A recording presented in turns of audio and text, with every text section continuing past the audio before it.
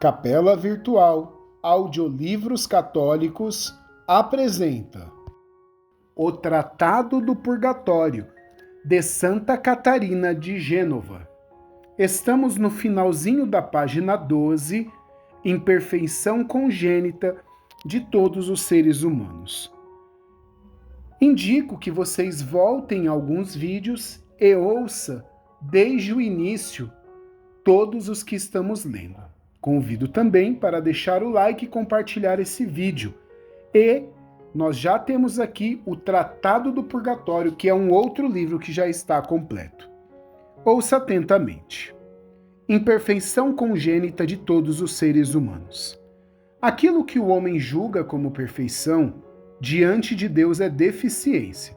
Com efeito, todas essas coisas que o homem realiza, da forma como ele as vê, as sentem, as compreendem e as querem, incluso aquelas que têm aparência de perfeição, todas elas estão manchadas. Para que estas obras sejam completamente perfeitas, é necessário que essas operações sejam realizadas em nós, sem nós, que a operação divina seja em Deus, sem o homem.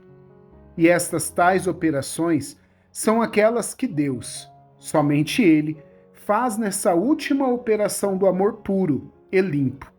E são essas obras para a alma tão penetrantes e inflamadas que o corpo, que está com ela, parece que está enraivecido, como se ele tivesse sido colocado em um grande fogo, que não o deixasse nunca ficar tranquilo, até a morte. Página 13. Ao mesmo tempo, grande alegria e grande dor.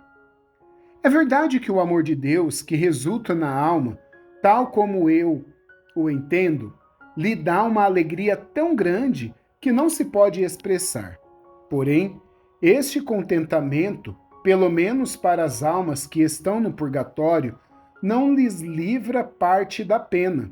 E aquele amor, que está como atrasado, é o que causa esta pena. Uma pena que é tanto mais cruel quando é mais perfeito, o amor que Deus a permite que seja. Assim, pois, gozam as almas do purgatório de uma alegria imensa e sofrem, ao mesmo tempo, uma imensa pena. E uma coisa não impede a outra. Até o último momento. Se as almas do purgatório pudessem ser purificadas somente pela contrição, em um instante pagariam totalidade de suas dívidas. Com efeito, o ímpeto de sua contrição é grande, pela clara luz que as faz ver a importância do impedimento. Porém, este tem que ser pago integralmente, e Deus não o tolera nem em uma mínima parte, pois assim exige sua justiça. Esquecidas de si, abandonadas em Deus. Só um parênteses, Santa Catarina, ela escreve em pequenos tópicos, é por isso que eu dou uma pausa, leio esses tópicos e depois leio o que está dentro do tópico. E quando muda de página, se você está com um livro, aí fica mais fácil de você acompanhar, tá? Fecha parênteses, Deus abençoe. Esquecidas de si, abandonadas em Deus. Por parte da alma, esta já não tem escolha própria, e somente pode ver o que Deus quer, e tampouco quer ver mais, a não ser o que assim está estabelecido. E estas almas, se aqueles que estão no mundo oferecem alguma esmola para que diminua o tempo de sua prova, não se encontram em posição de volta para eles com carinho, mas deixar de fazer Deus, que responde como Ele quer. Se eles poderiam tornar-se, este seria um apego desordenado, que iria privá-los da vontade divina, para eles seria um inferno. Então, estão, portanto, as almas do purgatório completamente abandonadas a tudo o que Deus lhes dá, seja de alegria ou de pena, e nunca mais pode voltar-se a si mesmas, tão profundamente estão transformadas as almas na vontade de Deus. E o que está disponível, isso é o que as contenta. Nossa, profundo isso, né? Todo castigo que seja preciso. E se fosse apresentada diante de Deus uma alma que ainda tivesse 1 hora para purgar, se lhe infringiria por isso um grande dano, ainda mais cruel que o purgatório, pois não poderia suportar aquela suprema justiça e bondade, e também seria algo inconveniente por parte de Deus. Esta pena intolerável afligiria a alma quando percebesse que sua satisfação oferecida a Deus não era plena, ainda que somente lhe faltasse apenas uma falta, abrir e fechar os olhos de purgação. Na verdade, antes de estar na presença de Deus não inteiramente purificada, preferiria lançar-se instantaneamente em 1000 infernos, se você pudesse escolher. Nossa, minha gente, como a ausência de Deus o que faz conosco no purgatório, né? Nós precisamos voltar o nosso coração para Deus e aprender a amá-lo a cada dia. Miséria da cegueira dos homens diante dessas verdades. Finalzinho da página 13.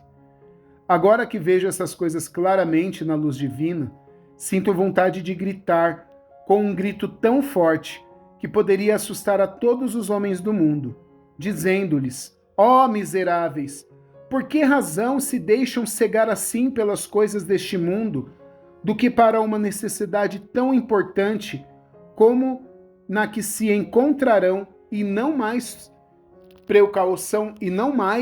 tomais precaução alguma? Estão todos sobre a esperança da misericórdia de Deus, que já é tão grande. Porém, não veem que tanta bondade de Deus será julgamento por ter agido contra a sua vontade? Sua bondade deveria obrigá-los para fazer tudo o que ele quer, mas não deve dar-lhes a esperança de cometer o mal impunemente.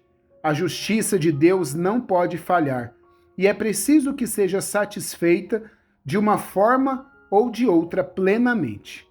Não confie, pois, dizendo: eu me confessarei e conseguirei depois a indulgência plenária, e no momento serei purificado de todos os meus pecados.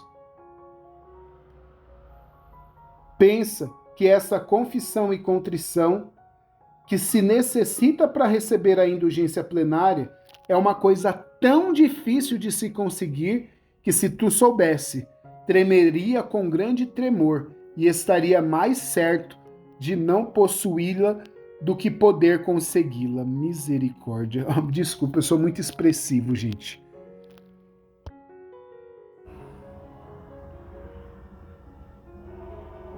Página 14. Paz e alegria na purificação. Eu vejo que as almas do purgatório compreendem essas estarem sujeitas a 2 operações.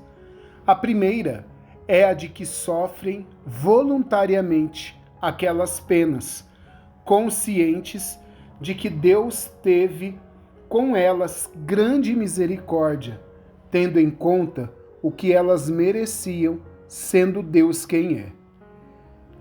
Se a imensa bondade não anteparasse de misericórdia a justiça, que se satisfez com o sangue de Jesus Cristo, um só pecado merecia 1000 infernos perpétuos.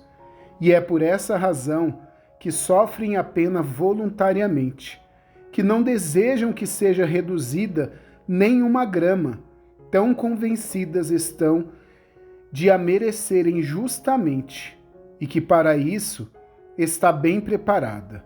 Assim, quanto mais vontade, tanto mais podem lastimar de Deus, como se estivessem na vida eterna. A outra é a do gozo que experimentam ao ver a ordenação de Deus, a disposição com tanto amor e compaixão pelas almas. E essas duas visões as imprime Deus naquelas mentes em um instante. Elas, como eles estão na graça, podem compreendê-las de acordo com a sua capacidade, e isso lhes dá um grande contentamento que não mais lhes faltará nunca e que vai crescendo à medida que elas se aproximam mais de Deus.